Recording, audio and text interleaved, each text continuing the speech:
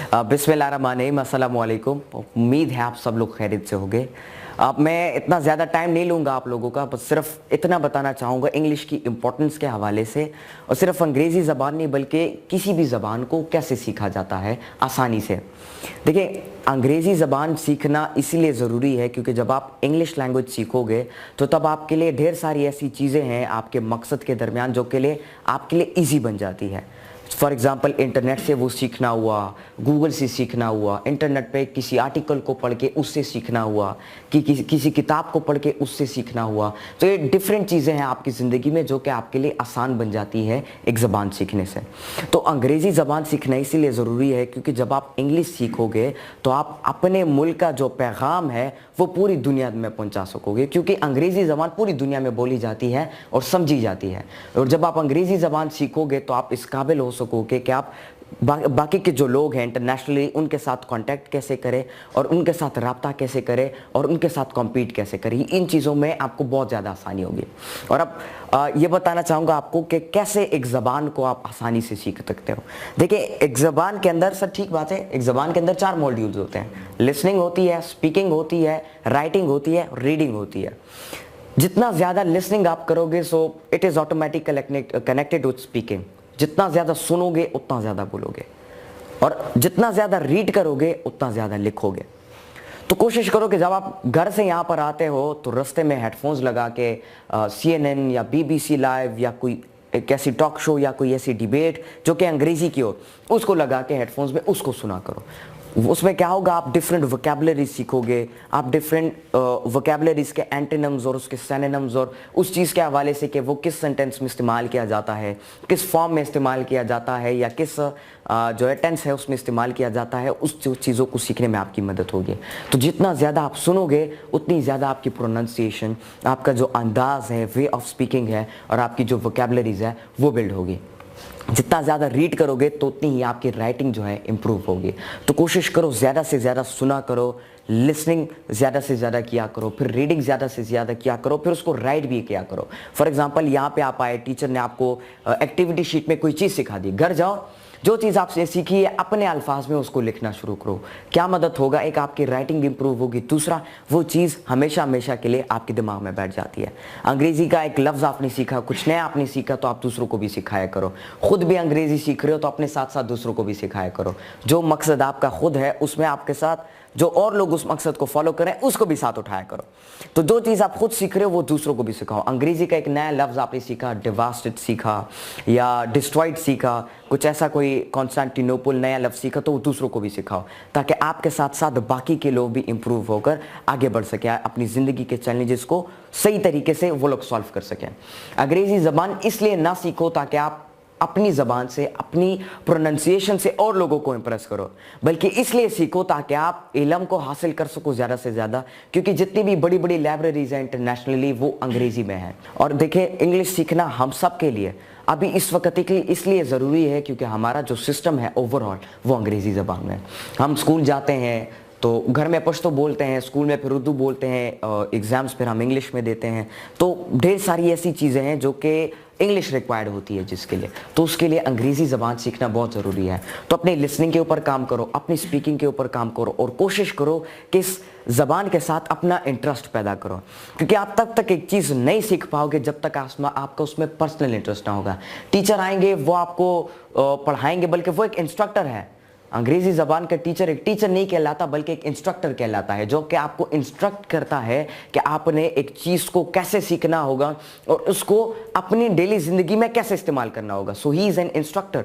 तो आपने उनकी इंस्ट्रक्शन सुन के उसको फॉलो करना होगा और उसमें फिर अपना इंटरेस्ट पैदा करना होगा। जब तक उसमें आप अपना इंटरेस्ट पैदा नहीं करोगे ना, जितनी भी कोशिश करो आप, जितनी भी मेहनत करो आप उस चीज़ को सीख नहीं पाओगे।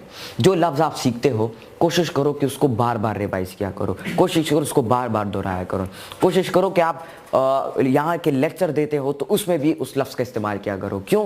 क्योंकि जब आप उस एक लफ्ज़ को बार बार दोहराओगे, बार बार बोलोगे तो फिर आपके जो डिक्शनरी है उसमें वो वर्ड इंक्लूड हो जाता है, और फिर आप उसको, आपको पता भी नहीं चलता, नेचुरली आप उन वर्ड्स को इस्तेमाल करना शुरू कर देते हो। आपका फिर कॉन्सेप्ट ही नहीं होता, ज़हन ही नहीं होता आपको उन चीज़ों पर।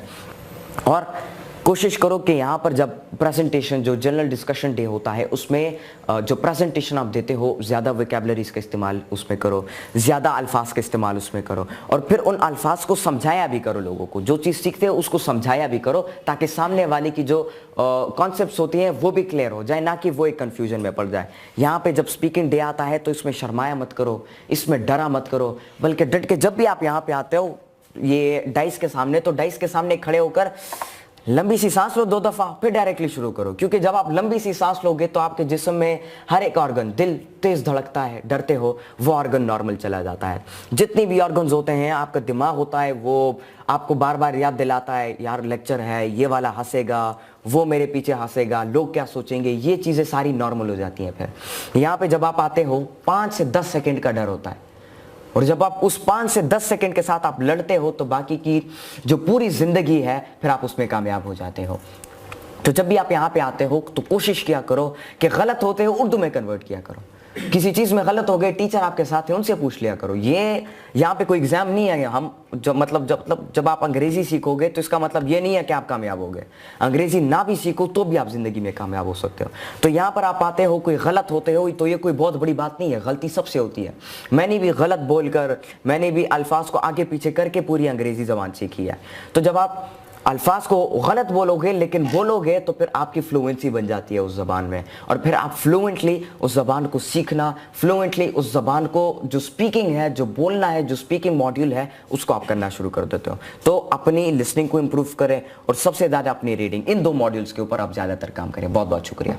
इस दुनिया के अंदर भी एक ऐसा पॉइंट आता है, पॉइंट ऑफ इक्विलिब्रियम, तो आपने स्टडी किया होगा ना केमिस्ट्री में, पॉइंट ऑफ इक्विलिब्रियम आपने फिजिक्स में आपने स्टडी किया होगा, जिसके अंदर आपको बताया जाता है कि 2 किलो इधर भी रखो, 2 किलो इधर रखो, ये दोनों बराबर हो जाते हैं। तो इन दोनों के दरमियान में जो पॉइंट है, उस पॉइंट को पॉइंट ऑफ इक्विलिब्रियम कहा जाता है। तो दुनिया के अंदर जो लॉन्गिट्यूड है और जो लैटिट्यूड है, मतलब एक लकीर ऐसी है लॉन्गिट्यूड और एक लकीर ऐसी है दुनिया के दरमियान, जिसको लैटिट्यूड कहा जाता है। इन दोनों लकीरों के दरमियान जो पॉइंट बनता है, पॉइंट ऑफ इक्विलिब्रियम, वो ऐसा पॉइंट है कि जहां पर कुछ लोग ऐसा क्लेम करते हैं कि टाइम भी रुक जाता है, वहां पर ग्रेविटी भी पूरी नहीं होती है। और वो जगह, वो पॉइंट जो है, एक ओशन है, मेरे ख्याल में पैसिफिक ओशन है उस दरमियान में, वहाँ पर वो पॉइंट बनता है जहाँ पर कोई एक्सेस नहीं कर पाता उस जगह को। तो हर एक चीज़ का अपना एक पॉइंट ऑफ इक्विलिब्रियम होता है। अब आपने क्या करना है, जो फॉर एग्जांपल यहाँ पे मैं आपको ज़िंदगी की एग्जांपल भी दे सकता हूँ। जो पॉइंट ऑफ जो पेंडुलम होता है, मतलब फॉर एग्जांपल यहाँ पे आप 2 किलो रखते हो तो यहाँ भी 2 किलो रखते हो, वो बराबर हो जाता है। हमारे नौजवान क्या करते हैं, वो एक मकसद तो होता है उनका मकसद 10 किलो का होता है, लेकिन वो क्या करते हैं, मेहनत वो 1 किलो की कर पाते हैं। तो क्या हो जाता है, वो 10 किलो वाला ऊपर, 10 किलो नीचे हो जाता है, और जो 1 किलो होते हैं वो स्टिल ऊपर होता है।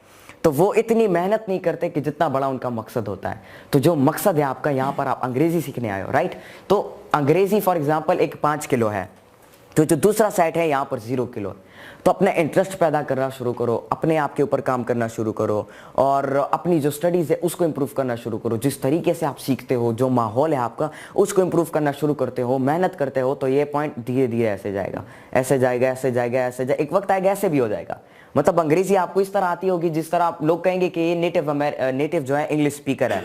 मतलब आप अंग्रेजी ऐसी बोलोगे, ऐसी लिखोगे कि लोग समझेंगे कि ये सच में अमेरिका में या लंदन में छोटा बड़ा हुआ है, वहाँ पर इसने सीखा है और अब हम यहाँ पे पढ़ा, हमें यहाँ पे जो है बता रहा है। तो ऐसा पॉइंट भी आपकी ज़िंदगी में आ सकता है। तो इसी तरह जो मकसद होता है आपका, वो भी भारी होता है, और आपका जो मेहनत होती है तो उस मेहनत को डबल करो, उसको फिर ट्रिपल करो। एक ये बंदा जो है, फॉर एग्जांपल आप भी अंग्रेजी सीख रहे हो, ये भी अंग्रेजी सीख रही है, 1.5 घंटे की क्लास लेता है, और ये 1.5 घंटे की क्लास के बाद डायरेक्ट घर जाके जो है सो जाता है। तुम 1.5 घंटे की क्लास लेते हो तो तुम 1.5 घंटे की क्लास के बाद घर जाके 1.5 घंटा और उस पर पढ़ा करो। तो क्या होगा, वो ऐसे ऐसे करके सीखेगा, तुम डायरेक्टली ऐसे सीख जाओगे। तो तुम्हारा जो वजन होगा, जो मेहनत का, वो ज्यादा हो जाएगा उसके मुताबिक। फिर उसके पास जो इल्म होगा उससे डबल तुम्हारे पास होगा। क्यों?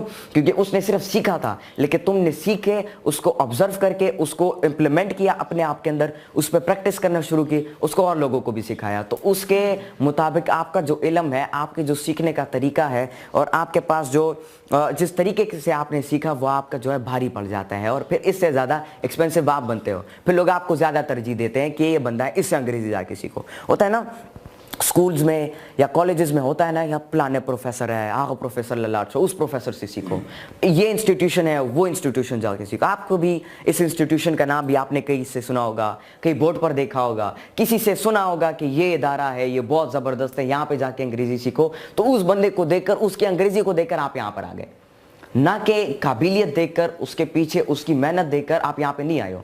आप भी कह रहे हो बस उसने 1 महीने के अंदर अंग्रेजी सीख ली, या फॉर एग्जांपल 2 महीनों के अंदर उसने जो है अपनी अंग्रेजी को बहुत ज़्यादा इंप्रूव कर लिया, तो आप भी कहते हो मैं भी जाऊँगा, मेरी खुद ब खुद 2 महीने में इंप्रूव हो जाएगी। खुद ब खुद नहीं होगी, उसको आपने खुद ब खुद इंप्रूव नहीं कर सकते, बल्कि जब आप उसके ऊपर काम करते हो तब इंप्रूव होती है। ठीक है सर?